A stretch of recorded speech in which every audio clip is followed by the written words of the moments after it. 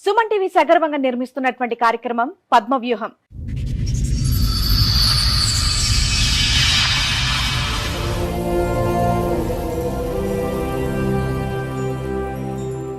మరి ఈ కార్యక్రమాన్ని సమర్పిస్తున్న వారు 6JVR జమలాపురం వారి రత్నాంజలి. మీ అదృష్టాన్ని మార్చుకోవటం ఇప్పుడు కల కాదు, 6JVR తో సాధ్యం. ఆడపిల్లకు పెళ్లి లేనివి, బాబుకు కూడా పెళ్ళి అయింది, తర్వాత కొన్ని కారణాల వల్ల విడాకులైనవి. మీ అబ్బాయి వయసు ఎంత ఉంటుందండి? అమ్మాయి డిగ్రీ ఫస్ట్ ఇయర్ అంటున్నారు కదా.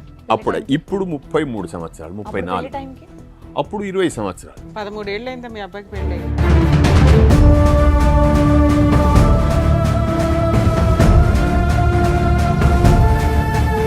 రెండో పెళ్లికి 20 సంవత్సరాలు అయితే మరి ఫస్ట్ మ్యారేజ్ ఎన్ని సంవత్సరాలు అప్పుడు చేశారు?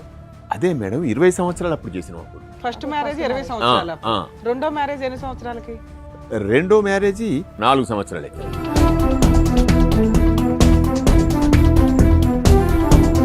మధ్యలో ఒక అమ్మాయిని లవ్ చేసినాడు. మళ్ళీ మధ్యలో ఫస్ట్ పెళ్లి అయిపోయిన తర్వాత ఏ పని చెయ్యడు, తాగుతాడు, తండ్రి సంపాదన మీద బతుకుతున్నాడు. ఒక అమ్మాయి కాబట్టి ఒక అమ్మాయి, ఒక అమ్మాయి కాబట్టి ఒక అమ్మాయి. సింపుల్ గొడవ సార్, పెద్ద గొడవే కాదు ఇది, కానీ భయంకరంగా జరిగింది.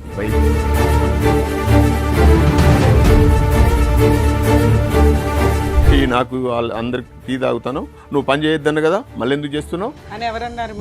నేను మీ కోడల్ని? నా కోడల్ని. మా కొడుకు ఇటు కూర్చున్నాడు, మా మనవడు ఇక్కడ ఉన్నాడు, మా భార్య అక్కడ ఉన్నది. టీ కప్పు కూడా సర్దవద్దన్నారా డాక్టర్?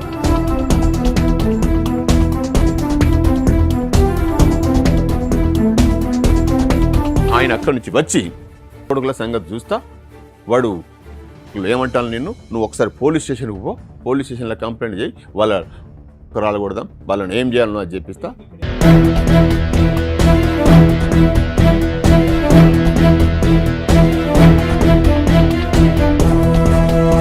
మా మామ రమ్మంటాడు, మా అత్తమ్మ కూడా మా మామ బెడ్రూమ్లోకి పోమంటది, మా భర్త కూడా మా డాడీ దగ్గరికి పో.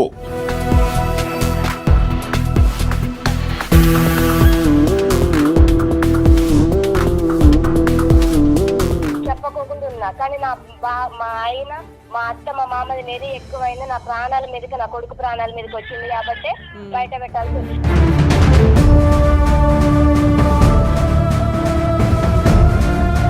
మరి రెండో ప్రెగ్నెన్సీ ఎందుకు తెచ్చుకున్నా? ఒక్క నిమిషం నాన్న, కరెక్టే నువ్వు మాట్లాడుతుంది. ఇట్లాంటి హీనమైన కల్చర్ని మేము కూడా యాక్సెప్ట్ చెయ్యము.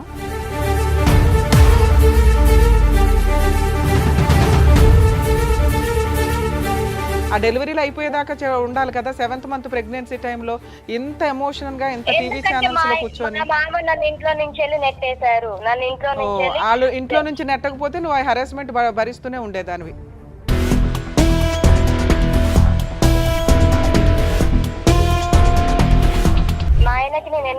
నువ్వు చెప్పాలి తల్లి, వాళ్ళు చెప్పరుగా.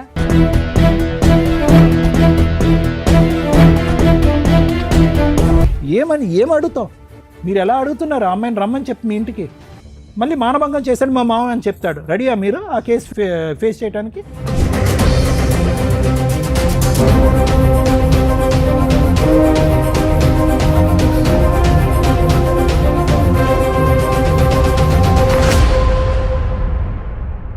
ఈ కార్యక్రమంలో మనతో పాటు ఉన్నారు ప్రముఖ హైకోర్టు అడ్వకేట్ రమ్యాకుల గారు. నమస్తే మేడం. నమస్తే. ప్రముఖ సైకియాట్రిస్ట్ డాక్టర్ కళ్యాణ్ చక్రవర్తి గారు. నమస్తే సార్. ప్లీజ్ కూర్చోండి. కూర్చోండి madam. Sir, madam Maruti Prasad గారని మనం కాల్ చేసి మనల్ని అప్రోచ్ అయ్యారు, బట్ ఆయన రాలేకపోయారనమాట. అంటే 2 times మన వరకు రావడం జరిగింది, బట్ షూటింగ్ వల్ల మనకు డిలే అవ్వటం ఇలా ఉండడం వల్ల ఈ రోజు ఏదో ఆయనకు అర్జెంట్ వర్క్ ఉందని వాళ్ళ పేరెంట్స్ వాళ్ళ ఇష్యూ చెప్పుకోవడానికి ఇక్కడ వరకు వచ్చారు.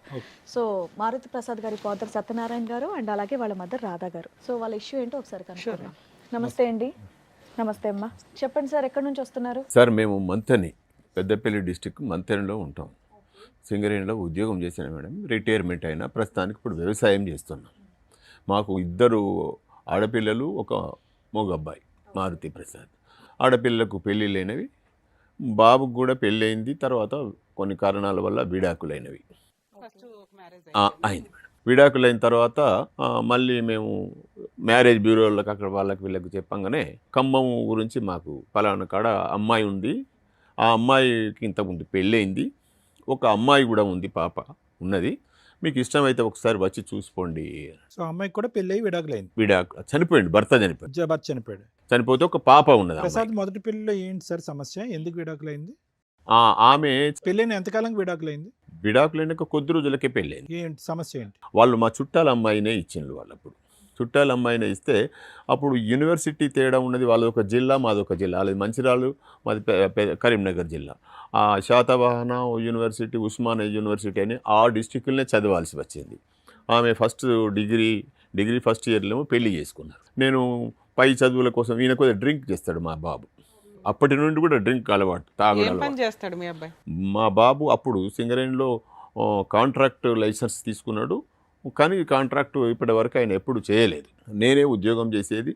మామూలుగా మాకు పెద్ద అలవాట్లు ఏమి లేవు కాబట్టి జీవనం గడిచేది. మేము ఇంత చేసుకొని ఓ ఇల్లు కట్టుకున్నాం. తర్వాత ఈ ఖమ్మం అమ్మాయి దగ్గరికి పలానానగా మేము ముగ్గురం పోయినాం, చూసుకున్నాం. సరే అని వాళ్ళకు నచ్చింది. సరే అని. మీ అబ్బాయి వయసు ఎంత ఉంటుందండి? అమ్మాయి డిగ్రీ ఫస్ట్ ఇయర్ అంటున్నారు కదా. ఇప్పుడు 33 సంవత్సరాలు, 34. టైంకి అప్పుడు 20 సంవత్సరాలు. 13 ఏళ్ళు అయిందా మీ అబ్బాయికి పెళ్ళి? పెళ్ళి రెండో పెళ్లికి 20 సంవత్సరాలు అయితే మరి ఫస్ట్ మ్యారేజ్ ఎన్ని సంవత్సరాలు అప్పుడు చేశారు? అదే మేడం, 20 సంవత్సరాలు అప్పుడు చేసినాం. అప్పుడు ఫస్ట్ మ్యారేజ్ 20 సంవత్సరాలు. రెండో మ్యారేజ్ ఎన్ని సంవత్సరాలకి? రెండో మ్యారేజీ 4 సంవత్సరాలు. రైట్. మధ్యలో ఒక అమ్మాయిని లవ్ చేసినాడు. మధ్యలో ఫస్ట్ పెళ్ళి అయిపోయిన తర్వాత మరి ఆ అమ్మాయి ఏమైంది? ఆ అమ్మాయి వాళ్ళ ఫాదర్కి ఉద్యోగం అంటే వాళ్ళ ముగ్గురు ఆడపిల్లలు. వాళ్ళ ముగ్గురు అక్క చెల్లెళ్ళు అయితే ఈయనకు ఉద్యోగం ఇస్తా అని చెప్పి కొంతమంది, లేదు ఇంకో అల్లునికి ఉద్యోగం ఇవ్వాలని ఈ డిస్కస్లో గొడవ అయ్యి లవ్ ఫెయిల్యూర్ అయిపోయింది. అయిపోయిన తర్వాత ఖమ్మం అమ్మాయి దగ్గర. మీరు మొదటి పెళ్లి నుంచి ఇప్పటి వరకు మీ అబ్బాయి తాగుతూనే ఉన్నాడా? తాగుడు మధ్యలో బంద్ చేయలేదు సార్. బంద్ చేయలేదు అంటే తాగుతూనే ఉంటాడు మామూలుగా. ఏ పని చెయ్యడు, తాగుతాడు, తండ్రి సంపాదన మీద బతుకుతాడు. ఒక అమ్మాయి కాకపోతే ఒక అమ్మాయి, ఒక అమ్మాయి కాకపోతే ఒక అమ్మాయి. ఇవి మాత్రం వాస్తవాలు నిజాయితీగా ఒప్పుకుంటున్నారు. కొంచెం నిజంగా మా అబ్బాయి కదా దాచి పెడదాం అనేటువంటి. ఎందుకంటే దాచి పెడితే ఇప్పుడు నేను మళ్ళీ మీ దగ్గర చెప్పుకో న్యాయం అడగాలి సార్. మా పరిష్కారం వ్యసనం ఉందనేది పరిష్కారం మిమ్మల్ని అడగాలి. ఏ వయసు నుంచి ఉందండి? 20 సంవత్సరాలకే మొదటి పెళ్ళి అన్నారు కదా, అప్పటి నుంచే తాగుతున్నారు? అప్పటి నుండి తాగుతారు మేడం. అంతకు ముందు నుండి. ఏం చదువుకున్నాడు మీ అబ్బాయి? మా అబ్బాయి 10వ తరగతి పాస్ కావడానికి నానా తప్పలబడి 10వ తరగతి పాస్ చేయించను. ఇది ల్యాబ్ టెక్నీషియన్ ఇంటర్మీడియట్ అది చేస్తే వెళ్ళలేదు.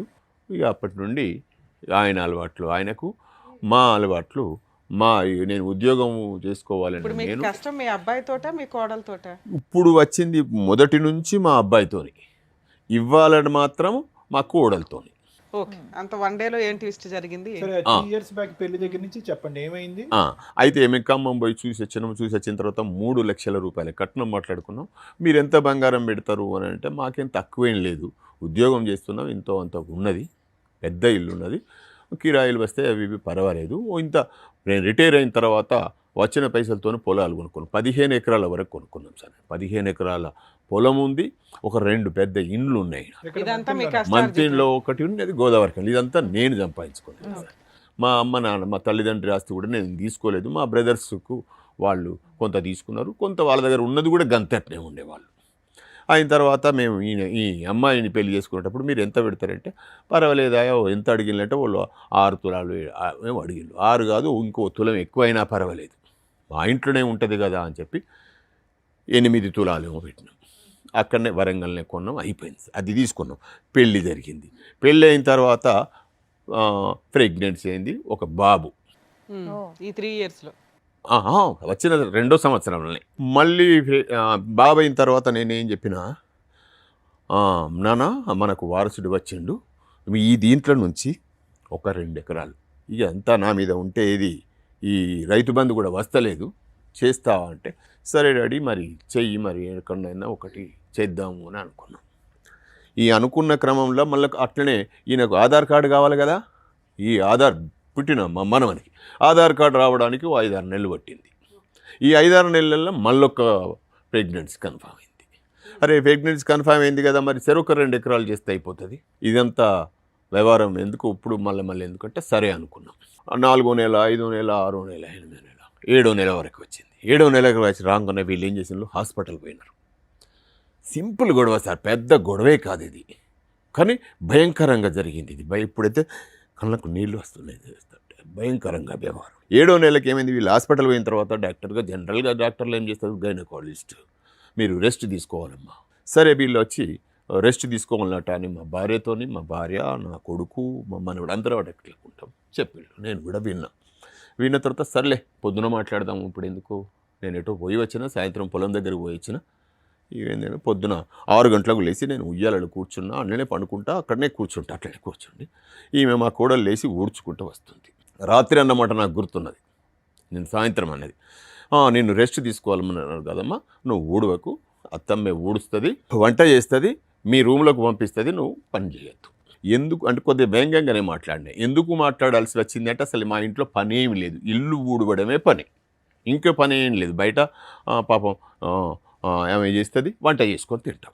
ఇక బయటి పనులన్నీ నేనే చేస్తాను, కూరగాయలు తెచ్చుడు కానీ, పొలం దగ్గరికి పోవుడు కానీ, ఇతరత్ర బయటి పనులన్నీ నేనే చేస్తాను. ఇక మా బాబు కూడా ఇంట్లోనే ఉంటాడు, ఆయన ఏం పని చేయడు, ఎవ్వరేం పని చేయరు ఇంట్లో.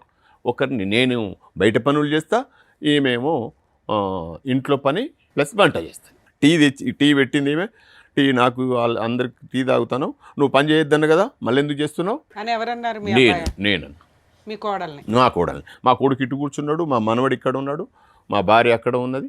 టీ కప్పు కూడా సర్దవద్దన్నారా డాక్టర్? వాళ్ళు అనలేదు, నేను అంటున్నా, మీరు అంత కేరింగ్గా ఊడు వద్దన్నా. కొద్దిగా కోపం వచ్చింది నాకు, అసలు మన ఇంట్లో పని ఏముందమ్మా, అసలు పనే లేదు, నేను నువ్వు అప్పుడే నచ్చు కదా, నాకేం పని లేదు అని ఇంటెన్షన్ నాది. మన ఇంట్లో పని లేదు కదా, మేము రెస్ట్ సార్ అంటే అయిపోయేది. అనగానే ఆమెకు కళ్ళకు నీళ్ళు వచ్చినాయి, ఏడుస్తున్నది. అవును, మరి మామగారు కోడల్ని వ్యంగ్యంగా అంటే డెఫినెట్గా ఏడుస్తా. అరే ఏడిచేమంటది, నేను మా అమ్మకు ఫోన్ చేస్తా ఉన్నది. సరే చేయమ్మా, ఫోన్ ఇయ్యరా నాన్న అని మా కొడుకుతో చెప్పిన, వాడు ఫోన్ ఇచ్చిండు. లేదు ఆమె ఫోన్తోనే చేస్తా అన్నది, ఆమె నీ ఫోన్తోనే చేసుకోవాలి. ఫోన్ మాట్లాడంగా వాళ్ళ అమ్మ సర్ది చెప్తాంది. ఏందే ఇంత పొద్దున లొల్లి, ఏదో కలుపుకొని పోవాలి, ఏదన్నా ఉంటే సర్దుకొని పోవాలి, నువ్వు అట్లా ఉన్న మనిషివి, ఇప్పుడు అనవసరమైనటువంటి ఇదే తతంగం ఎందుకు చేస్తాను చెప్పి మీ కోడలికి సర్ది చెప్పింది వాళ్ళ సర్ది చెప్తాంది మా అయ్యపురాలు. చెప్పిన తర్వాత ఇక అయిపోయిన తర్వాత వీళ్ళ అన్న మంచంలోకి లేచి వచ్చిండో లేకపోతే వాడు ఎక్కడో 6 గంటలకి కదా ఆయన అక్కడి నుంచి వచ్చి కొడుకుల సంగతి చూస్తా, వాడు ఏమంటాను నువ్వు ఒకసారి పోలీస్ స్టేషన్కి పో, పోలీస్ స్టేషన్లో కంప్లైంట్ చేయి, వాళ్ళ రాలకూడదాం, వాళ్ళని ఏం చేయాలనో అది చెప్పిస్తా. ఇక్కడ ఏంటి అంత సీనే ఉంది, ఇక్కడ లేదు సార్. అక్కడ నుంచి ఫోన్లో ఈమె ఏడుస్తున్నది కాబట్టి అక్కడ ఏమనిపించిందో ఆయన ఏదో జరిగి, ఇప్పుడు ఈ కళ్ళ ముంగట కనబడితేనేమో ఏం కనబడదు, ఈమె ఫోన్లో ఏడుస్తున్నది. సరే, వాళ్ళిద్దరు రిలేషన్ ఎలా ఉండిందండి మొగుడు పిల్లలది? అప్పటి వరకు బాగా గొడవలు లాంటివి లేవు. సో మీ మధ్య కూడా ఎటువంటి డిస్టర్బెన్సెస్ ఎక్కడ ఏమీ లేదు. అత్త మామయ్య కోడలు అందరూ మంచిగా వ్యంగ్యంగా అనాల్సిన అవసరం ఏమొచ్చిందండి? నీకు అసలు పని ఎక్కడిది, నీకు అసలు ఆయన ఎట్లా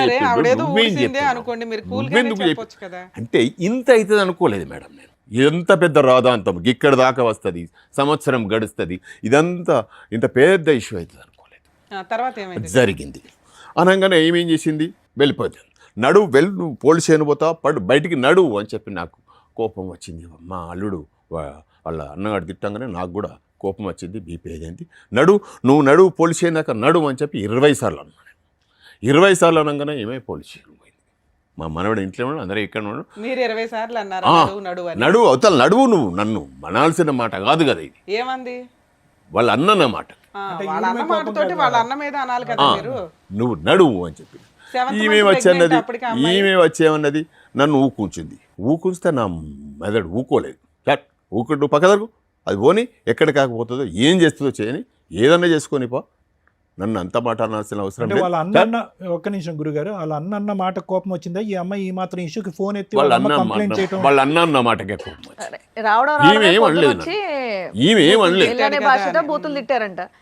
ఈమె ఏమనలేదు నన్ను, ఈమె ఏమీ అనలేదు, మా కొడుకు ఏమనలేదు. నా పాయింట్ అర్థం కాలేదు మీకు. నేను అనేది ఏంటంటే, ఈ అమ్మాయి ఈ మాత్రం అంశానికి ఫోన్ ఎత్తి వాళ్ళకి చెప్పకుండా ఉంటే అయ్యేది కాదు. సుఖంగా సంతోషంగా ఉన్న ఇంట్లో ఏదో మా మామ ఏదో హెరాస్ చేస్తున్నట్టుగా అని చెప్పేటప్పటికి వాళ్ళు చూడనటువంటి సన్నివేశాన్ని వాళ్ళు ఊహించుకుని ఇక్కడ ఏదో రాత్రి రంపాలు పెడుతున్నారని చెప్పి పోలీస్ స్టేషన్ అని మాట ఎత్తాడు. అది కోపం వచ్చి ఒకసారి అన్నారంటే 10 సార్లు ఏం చేస్తారు వీళ్ళు. కొడుకుల సంగతి చూద్దాం, బొగ్గుద్దబొక్క కొడదాం, తాను నడువు కంప్లైంట్ చేసిరా. అక్కడే అయిపోయిన తర్వాత ఈమె పోయింది పోలీస్ స్టేషన్. పోగానే అప్పటికి పోయేటప్పుడు ఏమన్నది అడ్డం వచ్చి, ఊకో నువ్వు ఎందుకు మాట్లాడుతానో, రామ్మ లోపలికి రా అని చెప్పి ఈమె పిలిచింది.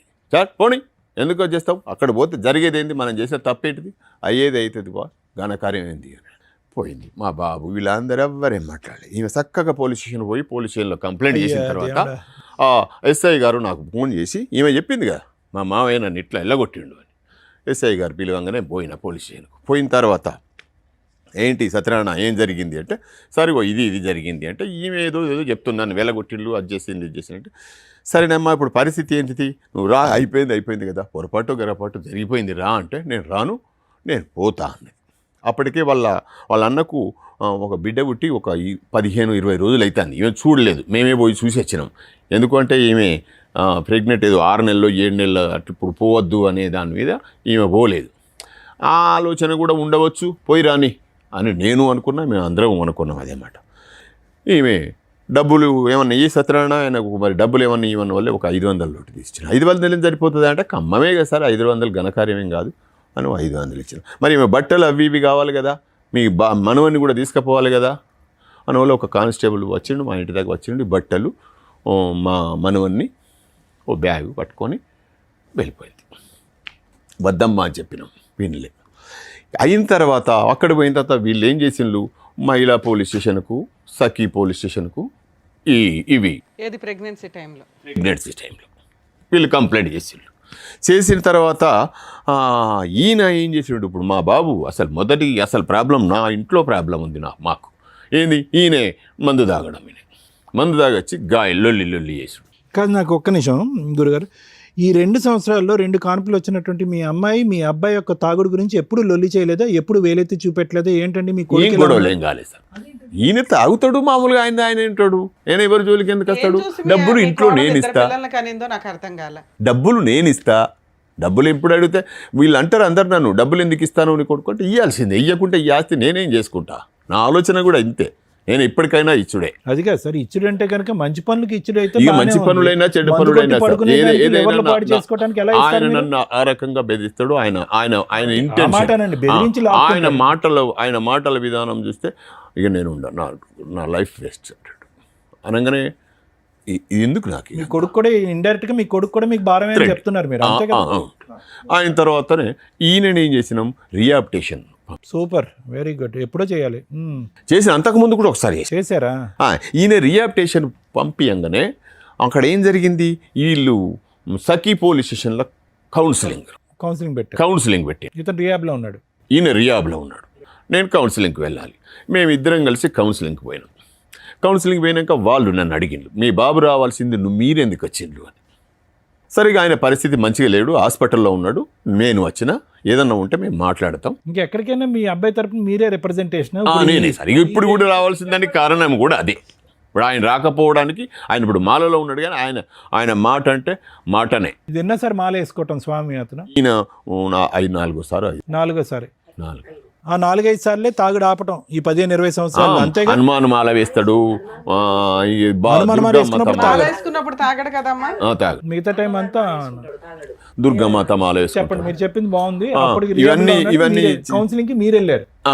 మేమిద్దరం వెళ్ళిన తర్వాత ఇక వాళ్ళు మన మాట ఎందుకు చేస్తారు అంతా, ఇక వాళ్ళు లేదు మీరు ఆయనే రావాలి అది అంటే, సరేనమ్మా మీరు ఎట్లా అనుకుంటే అట్లా, మీకు నష్టం అయితే జరుగుతుంది, మీకే జరుగుతుంది నష్టం, ఇబ్బంది పడతారు, అటువంటిది కానిచ్చుకోకండి, ఇప్పటికైనా మంచిదే రండి.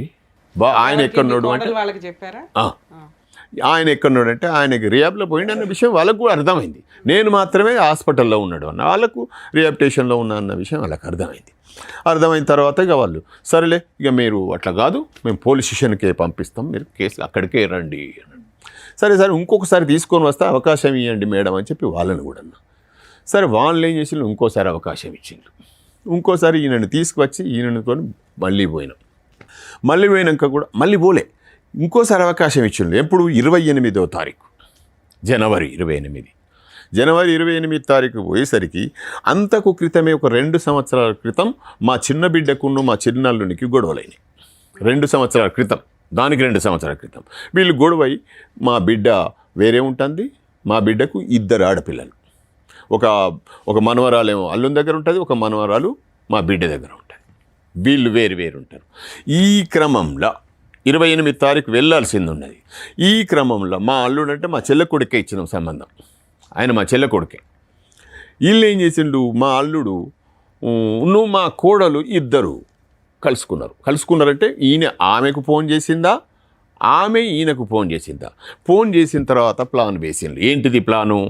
వాడిని రావుల సత్యనారాయణ అనేటువంటి నిన్నుంచి కాదమ్మా, వాడిని అంచుడంటే ఎవ్వరి నుంచి కాదు, నేను చెప్తాను విను, నువ్వు ఒక్కసారి రా, మా ఊరికి రా మంతెనకు అని చెప్పి మంతెనకు పిలిపించుకున్నాడు వీడు. ఎవడు? మా అల్లుడు. చెల్లే, నేను నీకు ఒక మాట చెప్తా విను, ఈ పద్ధతి ప్రకారం చేస్తే వాడిని తలకాయ తెల్లవారి వాడు ఊరు పెట్టుకోవాలన్నాడు చౌరస్తాలు పోయి. నేను ఆ పని చేస్తా, నేను చెప్పినట్టు విను అని. మా చుట్టాలే సార్ అందరు, మా ఊళ్ళో అందరూ మా చుట్టాలు, మా మామలు, తాతలు, బావలు, బామర్దులు అందరూ ఉంటారు. ఈ అందరి ఇళ్ళకు వీడు మా కూడలు తీసుకొని పోయిండు. ప్రెగ్నెంట్తో ఉన్నది పాప ఇంత. అందరికి దండం పెట్టి మా మావ నన్ను గుంజిండు, మా మావ రమ్మంటాడు, మా అత్తమ్మ కూడా మా మావ బెడ్రూమ్లోకి పోమంటుంది, మా భర్త కూడా మా డాడీ దగ్గరికి పో. మీకు ఒకసారి వీడియో పెట్టిన సార్, చూసింది అనుకుంటా మీరు. పెట్టినారా మీరు? అయితే ఇవన్నీ చెప్పుకుంటా ఊరందరికి చెప్పేసింది. ఈ ఊరందరూ ఒక్కడికి జమ అయిండ్లు. ఏది ఫిబ్రవరి 9 తారీఖు అనుకుంటుంది. పెళ్ళిళ్ళు ఉన్నాయి. మేము 17 తారీఖు 13 తారీఖు ఖమ్మం పోవాల్సింది. 2 రోజుల ముందే మేమే వస్తాము అని చెప్పి మాకు మతలబు చేసి వాళ్ళు వచ్చిండు. ఈమె ఒక పెళ్ళికి పోయింది, మా కొడుకో పెళ్ళికి పోదామని రెడీ అయిండు. నేను పొలం దగ్గర ఉన్నా. నాకు పొలం దగ్గరికి ఫోన్ చేసిండు, నువ్వు రా, మీ ఇయ్యపురాళ్ళు అది బండేసి కారు వేసుకొని వచ్చిండ్లు, అందరు జమైండ్లు, ఈ చింత చెట్టు కాడికి వస్తే పంచాయతీ. సరే నేను వస్తానే, చిన్న పని ఉన్నది, వీళ్ళకు ఈ వర్కర్ల కూలీలకు పని చెప్పి నేను ఒక పావు గంట అరగంటలో వస్తా అన్న. నేను అరగంటలో వచ్చే వరకు వీళ్ళంతా నాకు అర్థమైపోయింది, సీన్ అంత ఉల్టా పల్టా అయిపోయింది. నా మీద ఇంత దుర్మార్గునివా అనే మాటలు గుసగుసలు నాకు వినబడతాయి. అనగానే నేనేం చేయాలి? మీ అమ్మాయి ఎక్కడ ఉంది వాళ్ళ పాపతోటి? వదిలేసి వచ్చిన అమ్మాయి తెలిసి వస్తాయి కనుక బ్రహ్మదేవుడి మీద ఒట్టు, నేను తాగుడు ఆపేస్తానని చెప్పి శపథం చేయాలి. కానీ ఇక్కడికి వచ్చిన తర్వాత మీరు మీ ద్వారా ఏమన్నా మాకు మంచి జరిగితే సంతోషపడతాం సార్. ఇలా మీరు ఇక్కడికి వస్తున్నట్టు తెలుసా అమ్మాయికి? తెలీదు. ఇంతకుముందు తెలుసు, ఇంతకుముందు ఫోన్ చేసింది అమ్మాయికి కూడా ఫోన్ చేసింది. హలో ఎవరండి? హలో, మౌనిక గారండి మాట్లాడేది? అవునండి. నేను సుమన్ టీవీ పద్మవ్యూహం ప్రోగ్రామ్ నుంచి శ్రీవాణిని మాట్లాడుతున్నాను.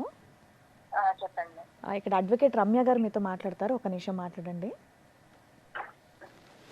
మేడం, నేను పాపని తీసుకొని హాస్పిటల్లో ఉన్నాను, నేను తర్వాత కాల్ చేస్తాను మేడం. నానా పర్లేదమ్మా, ఒక్క నిమిషం తల్లి. మీ మావయ్య గారు వీళ్ళు వచ్చారు. ఏంటి అసలు ఆయన మీద ఒక ఎలిగేషన్ ఒకటి సీరియస్ గా నడుస్తుంది. ఏం జరిగింది నాన్న? తను చేసిందే నేను చెప్పాను మేడం. మా మామ నన్ను సెక్సువల్ గా చాలా ఇబ్బంది పెడుతున్నాడు.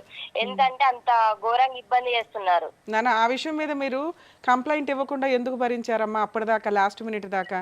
ప్రెగ్నెన్సీలు వచ్చినాయి, ప్రెగ్నెన్సీలు గురించి వస్తున్నప్పుడు మీరు డాక్టర్ దగ్గర ఫస్ట్ మ్యామ్ చెప్పేది ఏంటంటే, నాకు ఫస్ట్ మ్యారేజ్ అయింది, నాకు పాప ఉన్నది. ఆ పాప ఫ్యూచర్ గురించి ఆలోచించి నేను ఎంతవరకు కూడా చెప్పకోకుండా ఉన్నా. కానీ మా ఆయన, మా అత్త, మా మామది నెరి ఎక్కువైంది, నా ప్రాణాల మీదకి, నా కొడుకు ప్రాణాల మీదకి వచ్చింది కాబట్టి బయట పెట్టాల్సి వచ్చింది. సరే నాన్న, మీరు పెళ్ళైన దగ్గర నుంచే ఈ హెరాస్మెంట్ ఉందా మీకు? స్టార్టింగ్ నుంచి? నా మా బాబు కడుపులో పడిన తర్వాత నుంచి ఉంది మ్యామ్. మరి రెండో ప్రెగ్నెన్సీ ఎందుకు తెచ్చుకున్నా? ఒక్క నిమిషం నాన్న, కరెక్టే నువ్వు మాట్లాడుతుంది. ఇట్లాంటి హీనమైన కల్చర్ని మేము కూడా యాక్సెప్ట్ చెయ్యము. ఇలా ఒక మామగారు, అత్తగారు, హస్బెండ్ హెరాస్ చేస్తుంటే నువ్వు రెండో ప్రెగ్నెన్సీ ఎందుకు తెచ్చుకున్నావు నాన్న? మ్యామ్, నాకు బయటకు వచ్చే వీలు ఉండకపోయేది. మా హస్బెండ్ మా అమ్మ వాళ్ళ ఇంటికి వచ్చినా కూడా పక్కనే వచ్చేది నాకు. అసలు ఈ ఇంట్లో నీకు ఒక చాలా దారుణమైన ఒక స్త్రీకి జరగకూడని అవమానం జరుగుతుంది, హెరాస్మెంట్ జరుగుతుంది. అలా జరుగుతున్నప్పుడు ఇది ఉండే కాపురమా ఊడే కాపురమా, ఏ రోజు ఎలా వస్తుందో తేడా అని మనం కొంచెం సెకండ్ ప్రెగ్నెన్సీ తెచ్చుకోకుండా ఆగాలి కదా. అవును మేడం, తెచ్చుకోకుండా ఆగాలంటే ఎట్లా అవుతారు? రా పక్క మీదకి రా అని చెప్పేసి గుంజి గొంత దారుణంగా చేసినప్పుడు ఎలా ఉంటారు మేడం? ఇట్లా మాట్లాడదు అమ్మాయి, మీరు అన్న పర్లేదులే కానీ ఇలా చేస్తున్నప్పుడు ఎలా ఉంటారు చెప్పండి? బలవంతంగా ఉన్నప్పుడు ఎలా ఉంటారు? ఓకే, భర్త పరిస్థితి ఏంటమ్మా? మీ ఆయన పరిస్థితి? మా ఆయన మార్నింగ్ లేస్తే తాగడమే పని మేడం. అంత తాగుబోతూ ఇంత హెరాస్మెంట్ ఉన్న కేసులో నిన్ను ఆల్రెడీ ఇంకో పిల్లోడు, ఫస్ట్ పిల్లోడు చిన్న పిల్లాడు అంటే సెకండ్ బాబు, నీ బాబు సెకండ్ బాబు, నీకు చిన్న పిల్లోడు ఉండగా అబ్బాయి మంచం మీదకి వచ్చి తాగొచ్చి లాక్కెళ్ళిపోతుంటే నువ్వు హెరాస్మెంట్ కేసులు కానీ ఏమీ వేయలేదా? అంతకుముందు ఫస్ట్ మ్యారేజ్లో నీకు లీగాలిటీ తెలుసు, కేసులు వేస్తే ఏం జరుగుతుందో తెలుసు. ఎందుకు ఇంత హెరాస్మెంట్ ఎందుకు భరించావు నాన్న? ఎందుకు భరించానంటే నేను కాంప్రమైజ్ అయ్యా జీవితంగా మేడం. మరి కాంప్రమైజ్ ఆ డెలివరీలు అయిపోయేదాకా ఉండాలి కదా. 7th మంత్ ప్రెగ్నెన్సీ టైంలో ఇంత ఎమోషనల్ గా ఇంత టీవీ ఛానల్స్ లో కూర్చొని మా మామ నన్ను ఇంట్లో నుంచి వెళ్ళి నెట్టేశారు. నన్ను ఇంట్లో నుంచి వాళ్ళు ఇంట్లో నుంచి నెట్టకపోతే నువ్వు ఆ హెరాస్మెంట్ భరిస్తూనే ఉండేదానివి. అవును వాళ్ళ ఇంట్లో నుంచి నెట్టేసి నిన్ను సేవ్ చేశారు ఒక రకంగా. అయితే లేకపోతే ఏ రోజుకి ఏం జరిగేదో కదా తల్లి. అయితే ఒకటి మేడం, మీరు మీడియా నుంచి ఇట్లా మాట్లాడడం కాదు, మా ఊరికి వచ్చి మా ఊరు మధ్యలో పంచాయతీ పెట్టి మాట్లాడండి మేడం, ఓకేనా? అమ్మా నిన్నేం అనట్లేదమ్మా. ఇప్పుడు మీ మామగారు ఏమంటున్నారంటే ఇక్కడ మీడియా గురించి మీరు మాట్లాడొద్దమ్మా, ఎందుకంటే మీరు అంతా మీడియాలో కూర్చొని ఆ వీడియోలు మాకు పంపించారు. ఇదేమి సీక్రెట్ ఎపిసోడ్ కాదు మీది. సో కాబట్టి మీ మొహాలు జనాలకు తెలియకుండా ఏమీ లేవు. అలాగే మీ మామగారు కానీ మీ హస్బెండ్ కానీ మీరు కానీ ఇక్కడ మీ తప్పేమీ లేదు. ఎందులో తప్పు ఉంది, ఏం చేయాలి, ప్రాబ్లం సొల్యూషన్ గురించి ఒక ఆలోచన అంతే. ఇక్కడ ఒక ఆడపిల్లకి ఇంత హెరాస్మెంట్ జరిగితే మేము ఊరుకోం తల్లి. అసలు ఇదే మాకు తెలిస్తే నేను ఏం చేయాలో అది చేసేదాన్ని. అవునా కాదా? దానికి మేడం మీడియాలో ఎలా మాట్లాడకండి అనడం కాదు. ఒక నిమిషం మేడం, మా మామ మీద ఎన్ని హెరాస్మెంట్ కేసులు ఉన్నాయి ఒక్కసారి చూస్తారా? మా మామ గురించి చెప్పునా? అందుకే ఇప్పుడు ఆయన చెప్పింది మేము నమ్మలేకే నీకు ఫోన్ చేసాం. నువ్వన్నా నిజం చెప్తావు ఏం జరిగిందని. ఇప్పుడు కొన్ని చెప్పావు, ఇంకేమున్నాయి చెప్పునానా? మ్యామ్ మా మామ అదే కండక్టర్ ని గాని గుంజితే అది గాని కేసు ఉంది. మొన్న మా ఇంటి పక్కన మాకు గోదావరికండ ఇల్లు ఉంది, ఆ ఇల్లు గురించి కూడా కేసు ఉంది. సరే అవి సివిల్ కేసులు ఆస్తిగదాలు ఎక్కడన్నా ఉంటే నాన్న. సరే ఇప్పుడు మీ మామగారు కానీ మీ హస్బెండ్ కానీ ఏమడుగుతున్నారంటే, నా మనవడు నా మనవరాలు అక్కడ ఉన్నారండి, కోడలు ఇంటికి వస్తే మాకు సంతోషమే, తన కండిషన్స్ ఏంటో చెప్తే మేము అవన్నీ కేసులు క్లోజ్ చేసుకుని అందరం హ్యాపీగా ఉండడానికి చూస్తాం, లేదా వాళ్ళిద్దరూ బయట ఉన్నా పర్వాలేదు. ఎవరికమ్మా? మా ఆయనకి నేను ఎన్నో భార్య. నువ్వు చెప్పాలి తల్లి, వాళ్ళు చెప్పరుగా మేడం. నేను మా ఆయనకి మీరు అడగాలిగా మేడం అసలు అమ్మాయి. అరే మీ మామగారు చెప్పడం ఒక మ్యారేజ్ అయ్యింది, ఆ డైవర్స్ తర్వాత ఎవరినో లవ్ చేశాడు, తర్వాత నీది లవ్ అయితే మ్యారేజ్ అవ్వలేదు కదమ్మా, మీది సెకండ్ మ్యారేజ్ అని చెప్పారు. మీరు చెప్పండి. లేదు మేడం, అమ్మాయితో కూడా మ్యారేజ్ అయింది, అమ్మాయితో కూడా డైవర్స్ అయినా. ఫస్ట్ అమ్మాయిని పెద్ద మనుషులలో కూర్చోబెట్టారు, నాకు ఆ కాగితాలు చూపేలే. తర్వాతకి అమ్మాయిది ఎంగేజ్మెంట్ వరకు వచ్చిన తర్వాత వాళ్ళ ఈయన తాగుడు, ఈయన ఎంగేజ్మెంట్ లో గురించి తెలిసి అది క్యాన్సిల్ అయిపోయింది. అది చెప్పారులేమ్మా, అది చెప్పారు. తర్వాత మంచి అమ్మాయి కోసం అని ఖమ్మం నుంచి మీ సంబంధం వస్తే, ఆ పిల్లలున్నా పర్లేదు, మంచి అమ్మాయి అబ్బాయిని అర్థం చేసుకొని ఉంటది, ప్రాపర్టీస్ ఉన్నాయి కదా, కాస్త కుటుంబం కంటిన్యూ అవుతుందని వాళ్ళు కొంచెం మంచి మనసుతో నీ దాకా వచ్చారండి. 3 అమ్మాయి వరకు ఎందుకు వచ్చింది? ఇద్దరు అమ్మాయిలు కూడా మా మామ హెరాస్మెంట్ ఉంటేనే వెళ్ళారు. మీరు మా ఊర్లో ఎంక్వైరీ చేసుకున్నా పర్లేదు మేడం. వాళ్ళు చెప్తారా నాన్న? వాళ్ళు ఎవరైనా చెప్తారా? ఫస్ట్ అమ్మాయి కానీ సెకండ్ అమ్మాయి కానీ? మేడం నాకు ఎట్లా టచ్ లో ఉంటారు, వాళ్ళ లైఫ్ వాళ్ళు చూసుకున్నారు. మరి నువ్వు అంత పెద్ద ఎలిగేషన్స్ వేసేయకూడదు కదా తల్లి. ఇక్కడ మేము కలపడానికి ఏమన్నా ఆప్షన్ ఉందా అని మేము వెతుకుతున్నాం. మీరు ఆల్రెడీ త్రూ అడ్వకేట్ ద్వారా ఒకసారి అడిగారంట కదమ్మా, ఫుల్ అండ్ ఫైనల్ సెటిల్మెంట్ కలిసి ఉండడానికి నాకు రెడీ అనండి అని. మేడం ఒకటి చెప్పనా మేడం, అమ్మా మా ఆయన వచ్చాడా మేడం?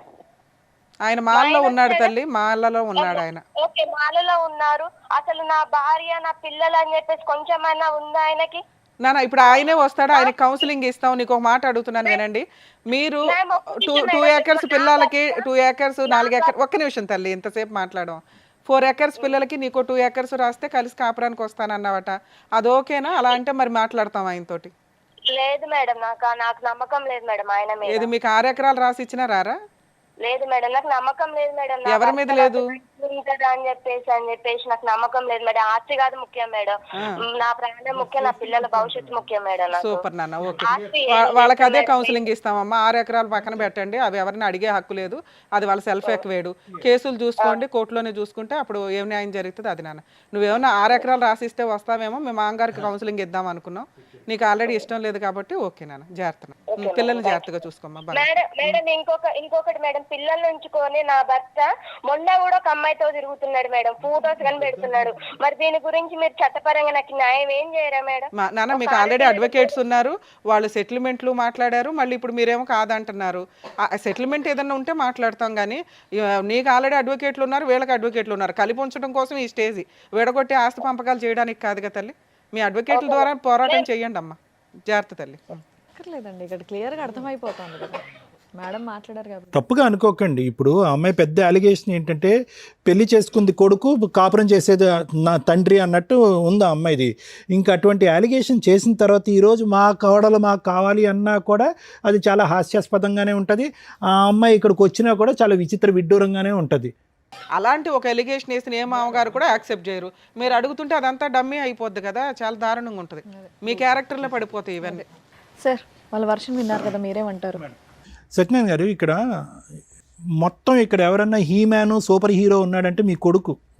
ఒకటి, ఏ తండ్రి అయినా ఏ తల్లి అయినా ప్రధానంగా గుర్తుపెట్టుకోవాల్సింది ఏంటంటే, ఈరోజు ఎక్కడ కూడా ఇటువంటి వేదిక మీద వచ్చినటువంటి తల్లిదండ్రులు ఎవరు కూడా వాళ్ళ కొడుకు మీద ఈ స్థాయిలో వేలెత్తి చూపెట్టలేదు. మీరు వస్తూనే నిజాయితీగా మా కొడుకు యొక్క క్యారెక్టర్ దరిద్రం అండి, మీరు చెప్పింది ఆ కొండ మీద ఉన్న ఆ చిన్న మొక్క స్థాయి చెప్తే కనుక కిందన ఎంత ఉంది 99% అన్నది మేము ఊహించుకోగలం.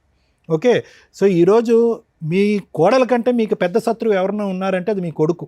మీ కొడుకు ఎప్పుడు శత్రువు అయ్యాడు? మీకు ఎప్పుడో శత్రువు అయ్యాడు. ఎప్పుడైతే తాగుడుకు బానిస అయ్యాడో, ఎప్పుడైతే మీ దగ్గర డబ్బులు గుంజుకున్నాడో, ఎప్పుడైతే 10వ తరగతి 10 సార్లు రాశాడో, అప్పటి నుంచే మీ కొడుకు ఒక తెగినటువంటి గాలిపటం.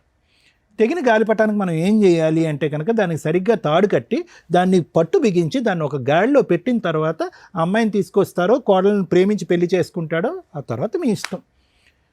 ఈరోజు ఎక్కడ తప్పు వచ్చింది ఇక్కడ? మీ కొడుకు ఏం పాత్ర పోషించాడు ఇక్కడ? అప్పటి నుంచి ఇప్పటి వరకు అతను పెళ్లి చేసుకుంది ఎవరినన్నా ఉంటే కనుక ఆ మందుబాటులను పెళ్లి చేసుకున్నాడు. మిగతా వాళ్ళందరూ కూడా తూతూ మంత్రంలాగా వచ్చి వెళ్ళిపోయినటువంటి వాళ్ళే. కానీ మీరు చెప్పినటువంటి వాళ్ళు ముగ్గురే అయితే కనుక, ఇద్దరు భార్యలు ఒక లవర్ అయితే కనుక ఊహించుకున్న వాళ్ళు ఎంతమంది ఉన్నారని చెప్పి ఆ అమ్మాయి అంటుంది. అది మనం ఇంకా నమ్మాలి. ఎందుకంటే మీ అబ్బాయికి చదువు లేదు, సంధ్య లేదు, ఒక పద్ధతి అయినటువంటి ఒక ఉద్యోగం లేదు, ఒక బాధ్యత లేదు.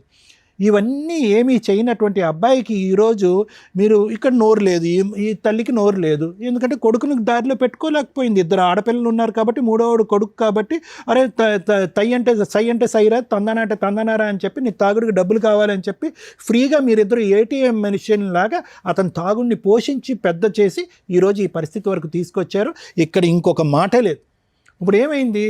మీరు ఫస్ట్ ఆఫ్ ఆల్ మీరు చేయవలసింది ఏంటంటే ఆ అబ్బాయిలో ఒక నిలకడతనం నేర్పించాలి, ఒక ఆలోచన శైలి పెంపొందించాలి, అవసరమైతే 10 సంవత్సరాలు రీహాబిలిటేషన్లో పెట్టాలి, ఇంకో దారిని వెళ్ళి తాగుడు ఆపించాలి, వ్యక్తిత్వాన్ని డెవలప్ చేయాలి.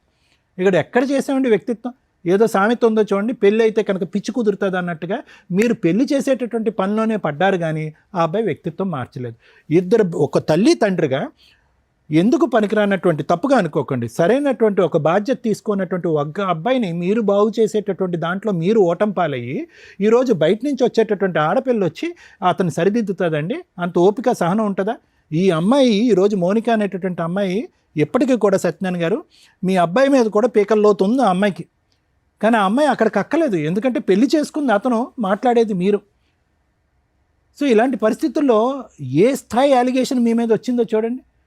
ఆ అమ్మాయి ఏదైనా నాలుగు ఖర్చుకుని ఇప్పుడు ఆ మాట ఈ పబ్లిక్గా ఈ ఫోన్ కాల్లో చెప్పకూడదు అని చెప్పదేమో అని నేను అనుకున్నాను. కానీ ఈరోజు బహిరంగంగా బల్లగుద్ది మళ్ళీ మాట్లాడుతుంది ఆ అమ్మాయి. ఇంకొక మాట కూడా అంది, మీరు ఇచ్చిన ఆఫర్ కూడా నాకు వద్దు అంటుంది ఆ అమ్మాయి. ఈరోజు మీరేమన్నారు? సార్ అక్కడో 2 ఎకరాలు ఇక్కడో 2 ఎకరాలు, ఆ అమ్మాయికి 2 ఎకరాలు అడుగుతుంది కాబట్టి నేను ఆ అమ్మాయికి ఇవ్వను, కానీ మనవరాళ్ళ వరకు ఇస్తానండి, వచ్చి కాపురం చేయమనండి, ఇంట్లో హ్యాపీగా సంతోషంగా చూడాలని మీరు అనుకుంటున్నారు. కానీ ఆ అమ్మాయి ఇప్పటికీ కూడా తన యొక్క ఇంటిగ్రిటీ థ్రెట్, తన యొక్క వ్యక్తిత్వం మీద ఉండేటటువంటి గురి, లేదంటే తన యొక్క ప్రాణాల మీదకు ఉండేటటువంటి భయంతో ఈరోజు మీరు వచ్చేటటువంటి ఆఫర్ కాదు, 6 ఎకరాలు కాదు కదా, మొత్తం 15 ఎకరాలు వచ్చినా కూడా నాకు వద్దు, నాకు అక్కడ సేఫ్టీ లేదని చెప్పి ఆ అమ్మాయి మాట మీద ఆ అమ్మాయి చాలా నిలకడగానే ఉంది. మీరు చెప్పేది ఇప్పుడు ఆ అమ్మాయి చెప్పేది అసలు మ్యాచ్ అవ్వట్లేదు. ఇక్కడ చూడండి, ఎన్ని పంచాయతీలకు మీ అబ్బాయి వెళ్ళాడు, ఎన్ని పంచాయతీలకు మీరు వెళ్ళారు, ప్రతి చోట మేము ఎక్కడ చూడలేదండి. మేము చూడనటువంటిది ఏంటంటే ఇక్కడ వచ్చి కూర్చున్నటువంటి తల్లిదండ్రులు వాళ్ళ కొడుకు యొక్క బానిసమైన తాగుడికి బానిసైనటువంటి కొడుకు యొక్క పాత్రని మార్చుకోలేకపోవటం అనేటటువంటిది ఒక అంశం అయితే కనుక, రెండోది ఏంటంటే కనుక ఇక్కడ మీరు వచ్చి ఎన్ని పంచాయతీలు మీరు అటెండ్ అయ్యి ఉంటారు? ఇక్కడ ఎందుకు ఏ పంచాయతీ కూడా ఎందుకు సక్సెస్ఫుల్ అవ్వట్లేదు అంటే కనుక పెళ్లి చేసుకున్నవాడు మాట్లాడట్లేదు, పెళ్లి చేసుకున్నవాడు తాగుడు ఆపట్లేదు, పెళ్లి చేసుకున్నవాడు బాధ్యత తీసుకోవట్లేదు. అతను తీసుకున్నటువంటి బాధ్యత మీరు తీసుకుని ఇక్కడ పెద్దలుగా ఇక్కడ కూర్చున్నారు. మీరు వర్కౌట్ అవుతుంది. ఇది ఎప్పుడో నువ్వు ఆ అమ్మాయి కేసులు పెట్టినప్పుడు అవునా అంటే ఇక్కడ అన్నిటికంటే బాధ కలిగేది ఏంటంటే కనుక మౌనిక ఎందుకు ఇలా డబుల్ రోల్ ప్లే చేస్తుందో నాకు అర్థం కావట్లేదు. ఆ అమ్మాయి మాటలో స్పీడ్ కనిపిస్తుంది. ఆబ్వియస్లీ తను పడినటువంటి క్షోభ మీరు పడింది. ఈరోజు ఆ అమ్మాయి ఆ మాట అంటే కనుక మీరు అగ్గిలం మీద గుగ్గిలం అవ్వాలి. ఏంటి మీ క్యారెక్టర్ ఇక్కడ పబ్లిక్లో అసాసినేట్ అవుతుంది. మీ క్యారెక్టర్ అంటే చాలాసార్లు నా క్యారెక్టర్ అసాసినేట్ అయ్యింది కాబట్టి ఈరోజు కొత్తగా నాకు అనిపించట్లేదని మీరు అనొచ్చు. కానీ ఈరోజు ఆ అమ్మాయి డబ్బులకి ఆశపడట్లేదు, సేఫ్టీ చూసుకుంటుంది. రెండోది ఏంటంటే పద్ధతిగా ఆ అబ్బాయి మారలేదండి, ఇప్పటికి కూడా తాగుతున్నాడు, వేరే స్త్రీతో కూడా తిరుగుతున్నాడు అనేటటువంటి అంశం ఉంటుంది. అంటే ఆ అమ్మాయి ఉద్దేశం ఏంటంటే మీరు ఆస్తులతో నన్ను కొనలేరు. తాగుడు క్యారెక్టర్ పరంగా అతను అలాగే ఉన్నాడు, క్యారెక్టర్ పరంగా మా మామే ఉన్నాడు, ఏం చూసి ఆ ఇంట్లో ఇద్దరు పిల్లల్ని తీసుకుని నేను పోవాలి అనే ప్రశ్నే ఆ అమ్మాయి అడుగుతుంది. ఆ అమ్మాయి డబుల్ మాట అని నేను ఎందుకు అంటున్నానంటే, ఇందాక రమ్య మేడం ఒక సాలిడ్ క్వశ్చన్ అడిగారు. అంటే వ్యంగ్యంగా మీ మావ నీతో మాట్లాడి గెటౌట్ అని మా ఇంట్లో అనకపోతే కనుక మా మావ బలవంతం చేస్తున్నాడు నన్ను, మా అత్తగారి దగ్గరుండి మా ఆయన కూడా దగ్గరుండి ఆ గదిలోకి తోస్తుందనే మాట ఎప్పటికీ భరిస్తూనే ఉంటుంది ఆవిడ. అంటే ఏంటి అటువంటి వాతావరణంలో ఇద్దరు పిల్లలు కన్నావా నువ్వు? నీ భర్తతో ఇద్దరు పిల్లలు కన్నావా? నీ భర్త క్యారెక్టర్ కరెక్ట్గా లేదు, మీ అమ్మ క్యారెక్టర్ కరెక్ట్గా లేదు, వాళ్ళందరూ కలిపి మీ మాతో కాపురం చేయని చెప్పి బలవంతంగా ఒక పక్క బెడ్రూమ్లోకి తోస్తే అటువంటి వాతావరణంలో నువ్వు ఎల్లకాలం ఉండాలని డిసైడ్ అయిపోయావా? ఈరోజు వ్యంగ్యంగా మీ మామ మాట్లాడేటప్పటికి పబ్లిక్గా వచ్చి ఆ చౌరాస్తా దగ్గర నువ్వు ధర్నా చేస్తావా? అంటే నీ పద్ధతి ఏంటి, నీ ఆలోచన ఏంటి? కేవలం ఏం లేదు, ఒక పెళ్లి చెడిపోయింది కాబట్టి రెండో పెళ్లి కూడా. ఎంత పెళ్లి చెడిపోయినా కూడా అంత అంత అంత అంత దిగజారిపోతాము మనం.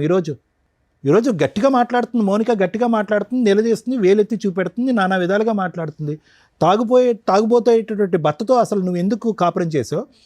ఒక వాతావరణంలో మామ యొక్క క్యారెక్టర్ బాగాలేకపోతే కనుక అటువంటి వాతావరణం ఇద్దరు పిల్లల్ని ఎందుకు కన్నావు? ఈరోజు మామ గెటౌట్ అనేంత వరకు మామ వైపు ఏలెత్తి ఎందుకు చూడలేదు? అంటే 10 సంవత్సరాల తర్వాత మామ గెటౌట్ అంటే కనుక 10 సంవత్సరాల పాటు ఇదే వాతావరణంలో నువ్వు ఉండేదానివా? సో ఈ అమ్మాయి మాటలో కూడా అసలు లాజిక్ లేదు, రీజన్ లేదు. అంటే మీరు రమ్య మేడం అంటుంది, మీరు ఆడపిల్లని అడుగుతారు కానీ ఆ వెనకతలు ఉండేటటువంటి భాగవతం మీకు తెలియదు అంటే కనుక అటువంటి భాగవతంలోనే కదా కర్మ. నువ్వు 3 సంవత్సరాల పాటు కాపురం చేసావు భర్తతో పాటు ఇద్దరు పిల్లల్ని. ఈరోజు అమ్మాయి యొక్క మనం చిన్న చూపు చేసి చూడట్లేదు. కానీ ఇటువంటి అట్మాస్ఫియర్లో ఈరోజు మళ్ళీ కాంప్రమైజ్ అండి, మళ్ళీ వాళ్ళు కలిసి ఉంటారండి అని చెప్పి అడగటం అనేది హాస్యాస్పదం. ఇక్కడ నెంబర్ 1 మీ అబ్బాయి యొక్క క్యారెక్టర్ బాగాలేదు, నెంబర్ 2 మీ అబ్బాయి యొక్క వ్యసనాలు అసలు బాగాలేదు, నెంబర్ 3 మీ వైపు 1 ఏళ్ళు కాదు 10 ఏళ్ళు మీ వైపు చూపెడుతున్నప్పుడు అటువంటి వాతావరణంలో ఎందుకు వచ్చే అమ్మాయి ఉంటుంది? It's not workable sir. ఈరోజు మీ యొక్క జీవిత కర్తవ్యం ఏంటి అంటే కనుక ఈరోజు మా అబ్బాయికి పెళ్లి చేయటం, ఇంకో అమ్మాయిని తీసుకురావటం, ఆ అమ్మాయితో ఇంకో ఇద్దరు పిల్లలకి అంటాం కాదు. తక్షణ కర్తవ్యం, జీవిత కర్తవ్యం ఏదన్నా ఉంది అంటే కనుక మీ తల్లిదండ్రులుగా మీ ఇద్దరికి మీ అబ్బాయి కౌన్సిలింగ్ ఇవ్వండి, లేదంటే సరైనటువంటి రిహాబిలిటేషన్ సెంటర్లో పెట్టండి, డి అడిక్షన్ థెరపీ ఇవ్వండి, ట్రీట్మెంట్ ఇవ్వండి. ఆ అబ్బాయిని ఒక మనిషిగా చేయండి, ఒక వ్యక్తిగా మార్చండి. ఈరోజు ఏ దమ్ము ధైర్యంతో ఆ అబ్బాయి ఈరోజు మా భార్య తన బిడ్డను తీసుకుని ఇక్కడికి వస్తే కనుక నేను బతుకుంటాను, లేదంటే తాగి చచ్చిపోతానని. ఇప్పుడు ఆ అబ్బాయి తాగి ప్రత్యేకంగా ఏం చచ్చిపోలేదు, ఈ పాటికే ఆ అబ్బాయి లివర్ కిడ్నీ అన్నీ పాడైపోయి ఉంటాయి. పట్టుమని అతని జీవితంలో 5 నెలలు మించి అతను తాగుడు ఆపలే, నేను చెప్పగలను. అతని జీవితంలో 5 నెలలు మించి ఎప్పుడైతే మాల వేసుకుంటాడో 5 సార్లు మాల వేసుకున్నప్పుడు నెల ఆపుంటాడు, అంతే, అంతకు మించి ఆపలే. ఇక్కడ మీ బంగారం బాగాలేదు సార్. మీ బంగారం బాగున్నప్పుడు ఎలాగ అమ్మాయిని ఏం చూపెట్టి ఒక ఆశ చూపెట్టి ఇక్కడ రమ్మంటాం? ఇక్కడ not only protecting the marriage, ఇక్కడ పెళ్ళిని కాపాడాలా, ప్రాణాలు కాపాడాలంటే ప్రాణాలని పరువుని కాపాడాలి. ఇప్పుడు ఆ అమ్మాయి ఏ ఉద్దేశంతో ఇక్కడికి రావాలి? ఆ పెద్ద ఆవిడ ఏడుస్తుంది, కానీ ఏ ఉద్దేశంతో మనం ఈరోజు తీసుకొచ్చి ఇక్కడ పెడతాం? ఏం గ్యారంటీ ఉంది? ఎవరిస్తారు గ్యారంటీ? ఇస్తాడా మీ అబ్బాయి తాగుడు జీవితకాలంలో ఆపుతాడని? అలాంటి గ్యారంటీలు ఎన్నో ఇచ్చుంటాడు అబ్బాయి. ఇస్తాడా మీ అబ్బాయి గ్యారంటీ ఈవిడతో తప్ప వేరే ఆడదాని వైపు నేను చూడండి అని చెప్పి? మీ వ్యక్తిత్వం గురించి నేను మాట్లాడట్లేదు, కానీ మీ అమ్మాయి అంత మీ కోళ్ళు అంత ఇదిగా మీ వైపు వేలెత్తి చూపెడుతూ ఉంటే కనుక ఏం అడుగుతాం? మీరు ఎలా అడుగుతున్నారు? ఆ అమ్మాయిని రమ్మని చెప్పి మీ ఇంటికి మళ్ళీ మానభంగం చేశాడు మా మామ అని చెప్తాడు. రెడీయా మీరు ఆ కేసు ఫేస్ చేయడానికి? మీ అబ్బాయి యొక్క వ్యక్తిత్వం క్యారెక్టర్ కరెక్ట్గా అనంతసేపు మీ భర్త మీద సమాజం ఈ అమ్మాయే కాకుండా నలుగురు వేలెత్తి చూపెట్టేటటువంటి పరిస్థితి క్లీన్ అయ్యేంత వరకు ఈ కాపురం కలిపేటటువంటి ధైర్యం చేసేటటువంటి పెద్ద మనిషి ఎవడో ఉండడు అనేది నా అభిప్రాయం. ఎవడు ధైర్యం చేయకూడదు కూడా, ఎందుకంటే సేఫ్టీ ఇష్యూ గురించి మాట్లాడినప్పుడు అలా చేయకూడదు. అది నా ఉద్దేశం. Thank you. ఏం మాట్లాడదాం? సార్ మీరు మాట్లాడండి. వినండి సార్, ఏం మాట్లాడదాం? ఎందుకు వచ్చారు? జడ్జిమెంట్ ఒకటే కదా సార్. ఎక్స్పెక్ట్ చేసి ఇక్కడికి వచ్చారో నాకు అర్థం కూడా కాలే. మీరు ఇక్కడి దాకా వచ్చినందుకు మీకు కొంత తెలియాలి, ఏంటి న్యాయం ఏంటి, ధర్మం ఏంటి అని. ఇక్కడ ఫస్ట్ మనం ధర్మం గురించి మాట్లాడుకుందాం. ఎందుకంటే నేను ఎప్పుడు మోరల్ వాల్యూస్కి ఎక్కువ ఇంపార్టెన్స్ ఇచ్చే మాట్లాడతా. లీగాలిటీ అనేది ప్రొటెక్షన్ కోసం ఇంకొక దానికోసం రావాలి. మామగారు వర్సెస్ కోడల్ ఈ కేసు ఇంత విన్నారు కదా. దీనివల్ల మనం నేర్చుకునేది ఏంటి? నేర్చుకోవడం కోసమే ఈ ఎపిసోడ్స్. అమ్మ కోడలు గారు ఎవరైతే ఉన్నారో, మీ పేరు కూడా నేను మళ్ళీ చెప్పట్లేదు, మీ ఇన్లాస్ ఫేస్లు ఇక్కడ చూపించట్లా. మీ పేరు మీద కొన్ని కోట్ల మంది ఉంటారు సమాజంలో, ఇది మీ కేసు అని ఎవరికి తెలియదు. సో కాబట్టి మీరు ఫ్రీ, మీ అత్తామామలు కూడా ఫ్రీనే, ఇక్కడ ఎవరు మిమ్మల్ని హైలైట్ చేసి ఫేసులు చూపించట్లేదు కాబట్టి రిలాక్స్ ఉండండి. కోడళ్ళు ఈ మధ్య కేసులు వేసేటప్పుడు దారుణాతి దారుణంగా దిగజారి ఎలిగేషన్స్ని పెట్టడం వల్ల కోర్టులు నిజంగా సఫర్ అవుతున్న అమ్మాయిలకి న్యాయం జరగట్ల. ఈ పాపం మీరు వేసుకుంటారని గుర్తుపెట్టుకోండి. ఫస్ట్ ఆ దిగజారుడు మాటలేంటో తెలుసా? కొత్తగా మామగారు సెక్సువల్ అబ్యూస్ చేశారని, అత్తగారు ఈ కేసులో అయితే అత్తగారే రూమ్లోకి తోసింది, తాగుబోతు భర్త రూమ్లోకి తోశారు. మరి సెక్సువల్ అబ్యూస్ జరిగిందా? జరగల. నేను మాట్లాడిన 3 minutes ఫోన్ కాల్స్లో మీకు 90% క్రాస్ ఎగ్జామినేషన్ అయిపోయినట్టే లెక్క. ఆ అమ్మాయి ధైర్యం లేదా? ఇంత నరకం భరించడానికి అంత అవకాశం ఉందా? ఎందుకు ఉందో చెప్తాను. అవన్నీ దారుణం అండి. ఎప్పుడైనా ఒక మహిళ సెక్సువల్ అబ్యూస్ జరగదా మేడం అంటే జరుగుతాయి. వరస్ట్ ఆఫ్ వరస్ట్ మామగారులు ఎక్కడో ఉంటారు. మామగారు సెక్సువల్ అబ్యూజు, మా ఆయన మా అత్తగారితో పడుకుంటాడు వెళ్ళి, ఇవన్నీ చండాలమైన మాటలమ్మా. మళ్ళీ మీ అదే క్రాస్ ఎగ్జామినేషన్లో అడిగితే అత్తగారి దగ్గర పడుకోవడం అంటే నా రూమ్లో పడుకోడండి, అత్తగారు హాల్లో పడుకుంటే వెళ్ళి ఆవిడ పక్కన పడుకుంటాడు. తల్లికి ఎప్పుడు కొడుకు చిన్నపిల్లోడే, వాడికి 70 ఏళ్ళు వచ్చినా కూడా. అలాగే మామగారుల విషయానికి వస్తే ఆయనకి 2 కూతుర్లు ఉన్నారు. ఆల్రెడీ ఒక కూతురు కాపురం నాశనమే, ఆ పిల్ల కూడా ఇంట్లోనే ఉంటుంది. ఒక ఆడబడుచు ఇంట్లో ఉండి, మనవరాలు ఇంట్లో ఉండి దరిద్రాతి దరిద్రంగా ఒక ఎలిగేషన్ వేస్తున్నప్పుడు మనస్సాక్షి ఒకటి ఉంటుంది కదమ్మా. ఫస్ట్ హస్బెండ్ చనిపోయి రెండో హస్బెండ్ తాగుబోతూ వచ్చిన 1-2 monthsకే నీకు సీన్ అర్థమవుతుంది. వచ్చిన 1 yearలో ప్రెగ్నెన్సీ తెచ్చుకున్నప్పుడు మీకు సీన్ అర్థమైంది. ఇంటి యజమాని మామగారు హోల్ అండ్ సోల్. ఎందుకు చేసుకున్నావు పెళ్ళి? ఆస్తి కోసం. మామగారు ఎందుకు పెళ్లి చేశాడు? తాగుబోతు కొడుకు ఎవరో ఒక పిల్ల ఉండి వారసత్వం ముందుకు తీసుకెళ్ళాలి. ఎందుకంటే మన ఇండియన్స్ ఆలోచన విధానం ఆస్తి ఎక్కడికి పోకూడదు. అదే ఆడపిల్లలకి అసలు వెళ్ళకూడదు. కొన్ని సందర్భాల్లో మగపిల్లడు వరస్ట్ ఆఫ్ వరస్ట్ అయినా కూడా ఆళ్ళ వారసులకే వెళ్ళాలి. అదే ఈ మూర్ఖుడైన మాంగారు చేసిన పని. నా కొడుక్కి పిల్లలు పుట్టాలి, అందులో ఫస్ట్ ఇందాక మీరు అన్నారో లేదో, మాకు వారసుడు పుట్టాడండి. మగపిల్లడు పుడితే వారసుడు, ఆడపిల్లలు వారసులు కదా. Mistake number 1. నెక్స్ట్ మా మనవడు పుట్టాడండి, పుట్టగానే నేను 2 ఎకరాలు రాసేద్దాం అనుకున్నాను. రాశారా? రాయిలా. మనవరాలు పుట్టేదాకా మళ్ళీ వ్యవహారం నడుస్తూనే ఉంది. మనవరాలు పుట్టినాక రాద్దాం అనుకున్నానండి. ఇవన్నీ నిజం కాదండి. ఎందుకంటే నిజంగా రాసే వ్యక్తి ఆ 21 days ఫంక్షన్కో లేకపోతే ఆ 1 year కార్యక్రమానికో రాస్తాం. ఈలోపు ఇంకో ప్రెగ్నెన్సీ వచ్చింది.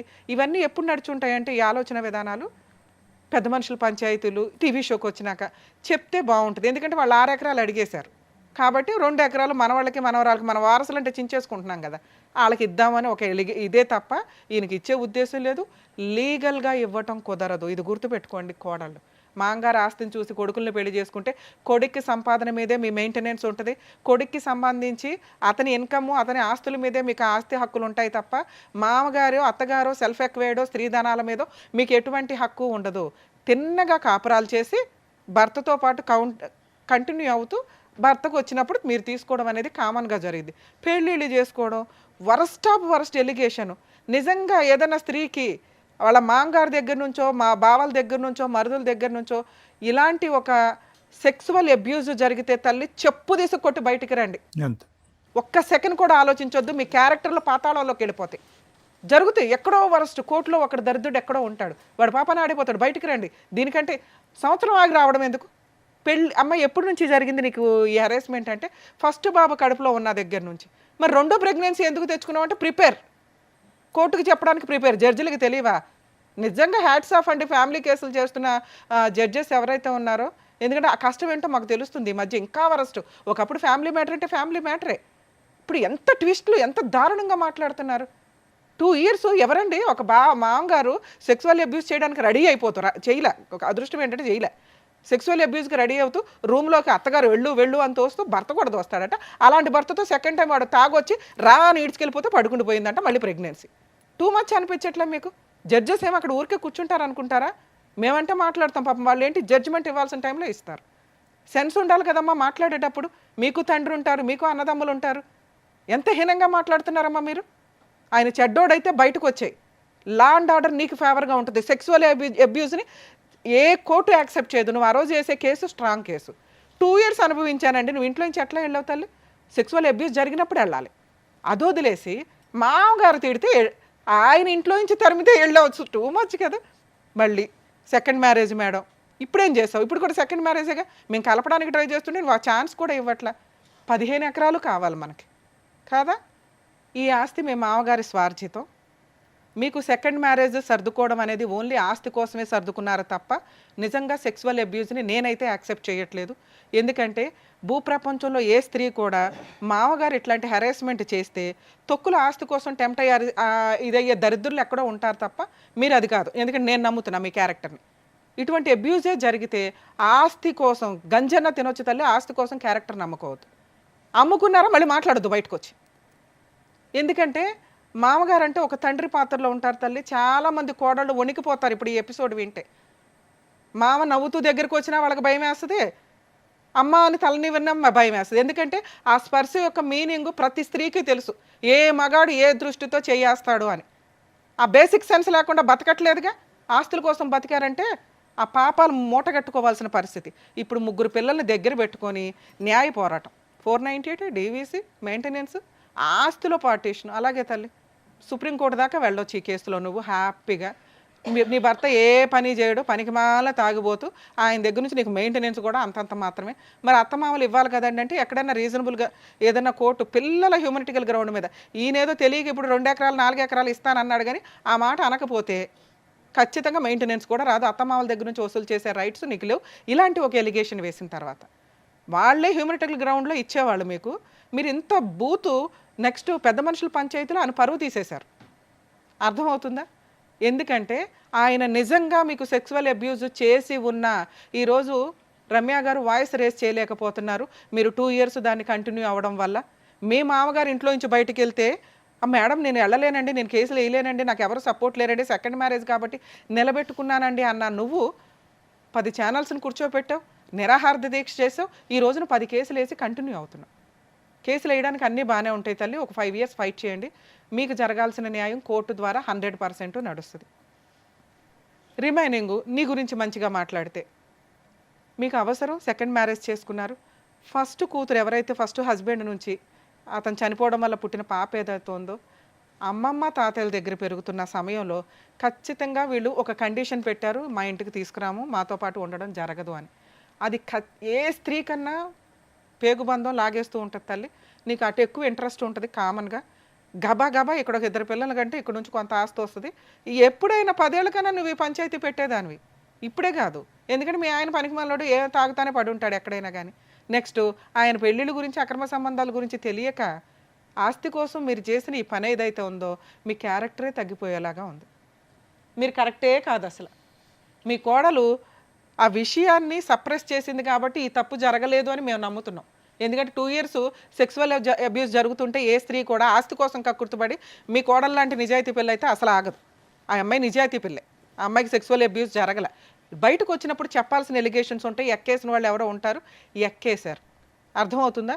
ఎందుకంటే ఆ అమ్మాయికి తినడానికి ఉన్నా లేకపోయినా ఒక మామగారి దగ్గరకు వచ్చి ఇలాంటి ఒక పని చేస్తే పని చేయడానికి ట్రై చేసినా కూడా యాక్సెప్ట్ చేయరు. ఇలాంటి ఈయన ఇక్కడికి వచ్చి ఆ మాట మాట్లాడకూడదు, నాకు కోడలు కావాలండి అని. ఇలాంటి అమ్మాయి ముఖం కూడా చూడకూడదు. ఈయన క్యారెక్టర్ ఇక్కడ ఎందుకు తగ్గిపోయిందో తెలుసా? ఈయన తప్పు చేశాడని కాదు. అలాంటి అమ్మాయిని మేడం నాకు కోడలు కావాలండి మా అబ్బాయి కోసం అన్నారు చూసారా, అక్కడ పడిపోయింది. ఒక మామగారు తండ్రి పాత్రలో ఉన్న వ్యక్తి క్యారెక్టర్ని రోడ్డు మీద టీవీ ఛానల్స్లో పంచాయతీ పెట్టి ఈరోజు మాట్లాడుతుంటే కూడా ఆ అమ్మాయి అంత ఎమోషనల్లో మాట్లాడుతున్నప్పుడు మీ పనికిమాలిన అబ్బాయి యొక్క సంసారం కోసం మీరు అమ్మాయి వస్తే చాలండి అంటే దారుణాతి దారుణం. మీరు ఆ పని చేయడానికి ఇంకా కంటిన్యూ అవ్వడమో ఇంట్రెస్ట్ చూపించడమో మీరు ఆ పని చేశారు అనేది కన్ఫర్మ్ అయిపోతుంది సార్. దయచేసి ఎక్కడా కూడా మళ్ళీ వీళ్ళిద్దరిని కలపడానికి మీరు ట్రై చేయకండి. మీ క్యారెక్టర్ మీకు ఇంపార్టెంట్ అయితే మీకు తెలియక మీరు మాట్లాడుతున్నారు. కేసులు క్లోజ్ అయిపోతే కోర్టుల చుట్టూ తిరగాల్సిన పని ఉండదు. మా అబ్బాయికి ఎవరో పిల్లలు ఉంటారు, 2 పిల్లలు అక్కడ బతుకుతున్నారు. ఆ పిల్లలు ఎక్కడ బతకాలనేది ఆవిడ డిసైడ్ చేసింది, మీరు కాదు. అర్థమవుతుంది? మీరు చిన్న విషయం అంటున్నారు కానీ అదంతా ప్లానింగ్తో జరిగిన విషయం. నిజంగా సెక్సువల్ అబ్యూజ్ ఉంటే ఆల్రెడీ ఒక కూతురు ఇంట్లో ఉంటుంది, ఒక కొడుకు పనికిమాలినోళ్ళు తయారయ్యాడు, మీ పనిష్మెంట్ మీరు పడుతున్నట్టే లెక్క. అందుకే ధర్మం మాట్లాడతాం. లా అండ్ ఆర్డర్ అనేది మన ఇండియన్ కాన్స్టిట్యూషన్స్లో వీటన్నిటిని కలుపుకొనే లీగాలిటీ సిస్టమ్ని క్రియేట్ చేయడం జరిగింది. అంత ఎవిడెన్స్ కావాలి లా ప్రకారం అని. కానీ మోరల్ వాల్యూస్ కొన్ని ఉంటాయిగా, అవి ఎవిడెన్స్ మీద జడ్జిమెంట్ మీద ఖచ్చితంగా ఎఫెక్ట్ పడతాయి. ఇక్కడ అదే జరిగింది. మీకు మీ అబ్బాయిని కాపాడుకోవడం ఎట్లా అని ట్రై చేయండి. మీరు విన్నారు కదండి, 20 ఇయర్స్ అప్పుడు స్టార్ట్ అయిందట అబ్బాయి గారి తాగుబోతుతనం. మాల వేసుకున్నప్పుడు లేకపోతే ఏదన్నా ఏ మాలలు అయితే అన్ని రకాల మాలలు వేస్తారు మళ్ళీ ఆ మాలలు వేసినప్పుడు తాగడం, మిగతా టైం అంతా ఆన్లోనే ఉంటాడు. రీహాబిటేషన్ సెంటర్స్కి మారాలి అనుకునే వాళ్ళకి రీహాబిటేషన్ సెంటర్లు కానీ మార్చటం కోసం కాదు.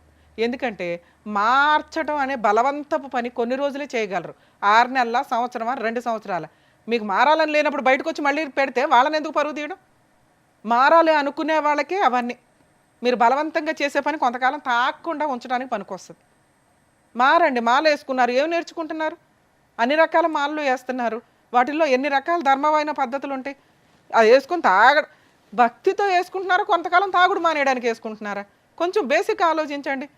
21 days 41 days ఒక పని కంటిన్యూస్గా చేసామంటే ఆ మంచి అలవాటు అవుతుందట. 10 సార్లు వేసుకున్నారు, 10 ఏళ్ల నుంచి వేసుకుంటున్నారు, 5 ఏళ్ల నుంచి. అమ్మ ఇట్లాంటి కొడుకుని మీరేమి వెనకేసుకొని రావసరలా.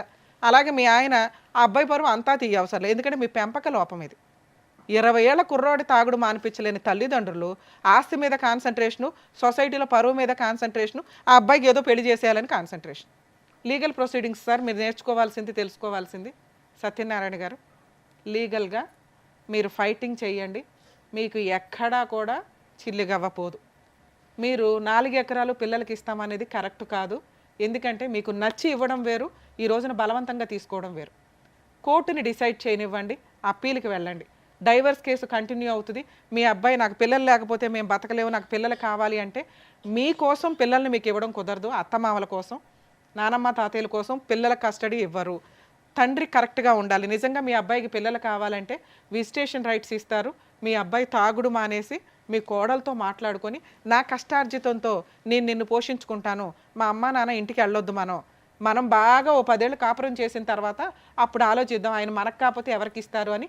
మీ అబ్బాయికి నిజంగా పిల్లలు కావాల్సి వస్తే మారమనండి, పని చేయమనండి, తాగుడు మానమనండి.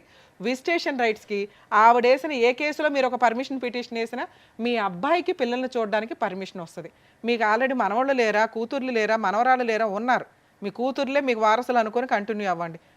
ఓవరాల్గా ఈ కేసు డైవర్స్కి వెళ్లాల్సిన కేసు అయితే సెటిల్మెంటు. ఇందులో మీరు గట్టిగా ఇస్తే ఎకరం ఏదైనా ఇచ్చుకొని మాట్లాడుకోవాలి తప్ప 6 ఎకరాలకి 4 ఎకరాలకి అసలు వెళ్ళకండి సార్. ఇది ఇలాంటి సెటిల్మెంట్లు చేస్తే ప్రతి ఒక్కళ్ళకి ఇదే అలవాటు అవుతుంది. కోర్టు ఏం డెసిషన్ తీసుకుంటుందో తీసుకొనివ్వండి. ఎందుకంటే మీ కోడలు వేస్తున్నాయన్నీ ఎలిగేషన్సే, మీ మీద అబాండాలు వేసింది కానీ అవి నిజాలు కాదు. కోర్టులో ప్రూవ్ చేయడం జరగదు. అర్థమవుతుందా? ఒకవేళ అలాంటి ఎవిడెన్స్లు ఏమన్నా ఉంటే మీకు తగ్గ పనిష్మెంట్ మీకు పడుతుంది. తప్పు చేసినోడు ఎవరన్నా పనిష్మెంట్ పడాల్సిందే, అత్యాసకు పోయిన వాళ్ళు ఎవరన్నా పనిష్మెంట్లు పడాల్సిందే. మీరు మీ అడ్వకేట్లు చెప్పినట్టు మీరు ప్రాపర్గా ఫైట్ చేసుకుంటూ వెళ్ళండి. కోర్టులో ఏ న్యాయం జరిగిద్దో మీకు అదే న్యాయం ఫైనల్. ఈ స్టేజ్ మీద అయితే మేము ఈ పాయింట్స్ మీద మాట్లాడం, మీ తప్పులు మీకు తెలియజేసాం. మీరు ఇంకెక్కడా కూడా 5 ఎకరాలు ఇస్తాం, 3 ఎకరాలు ఇస్తామని అనొద్దు సార్. ఎందుకంటే అది మీ కష్టార్జితం. కేసులు ఏం తేలుతాయో చూసిన తర్వాత మీ ఇష్ట ప్రకారం ఇచ్చుకోండి. Okay madam, thank you madam.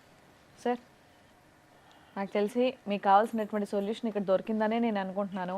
అంటే ఏం చేయాలి, ఎలా ఉంటే బెటర్ అనేది మీరు అడిగిన దానికి కరెక్ట్గా ఆన్సర్ చెప్పారు. అది మీరు చేస్తే కరెక్ట్ అని మా ఉద్దేశం. Thank you sir, thank you madam. మరో కథతో మళ్ళీ కలుద్దాం.